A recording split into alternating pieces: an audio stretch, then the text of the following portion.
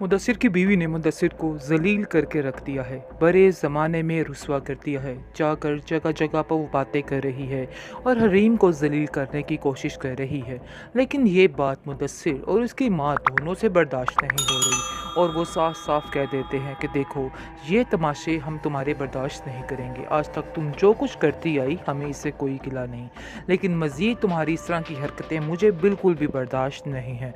जिसको सुनकर वो कहती है कि आप चाहे जो मर्ज़ी कहें, लेकिन आप इस हकीकत को नहीं जुटला सकते हैं। सारा ज़माना हरीम के बारे में बातें करता है और आपको भी ये बात तस्लीम करनी होगी कि ये लड़की इस काबिल नहीं है कि इसको इस ऑफिस में रखा जाए।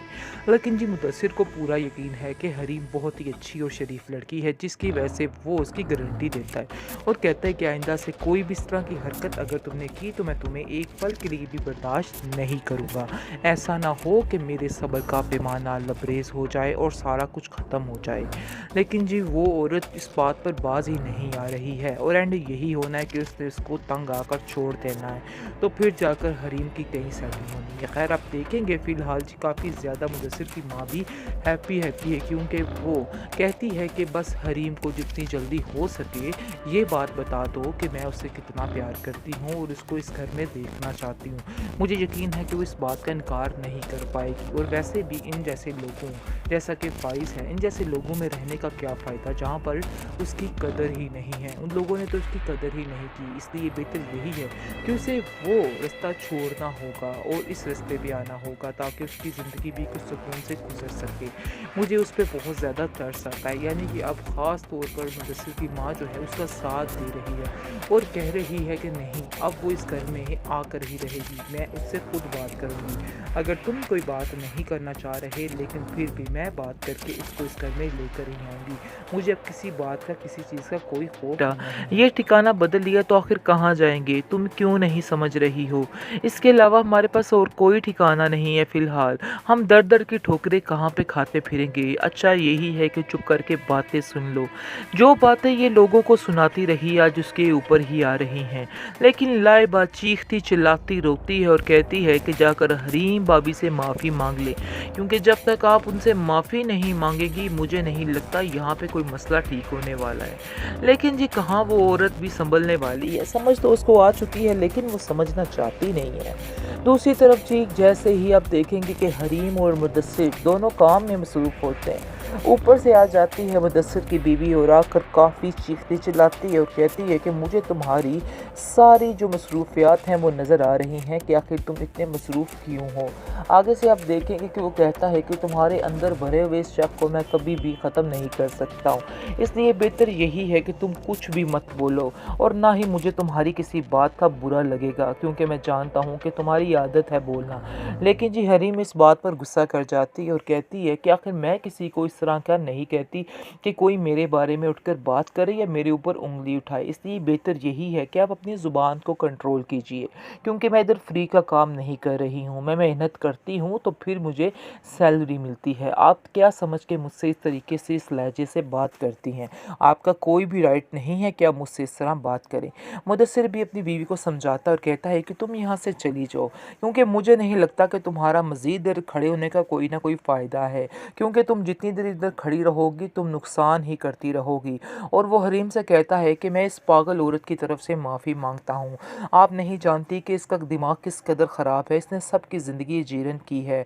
मैं उसकी तरफ से आपसे माफ़ी मांगता हूँ, प्लीज़ आप उसे माफ़ कर दीजिए और बुरा मत मनाइएगा। अब आया असल ट्विस्ट कहानी में जी नाजरीन, जैसा कि फ़ाइज़ जो आप देख रहे हैं दर दर पर जाकर पैसे मांग रहा है इमदाद के लिए, लेकिन कोई भी उसको मुंह नहीं लगा रहा है। वो बहुत कोशिश कर रहा है, पर अपने मुलाजमों के घर तक चला गया और उनको जाकर कहता है कि मुझे कुछ पैसों की ज़रूरत है, मैं बहुत जल्द वापस कर दूंगा।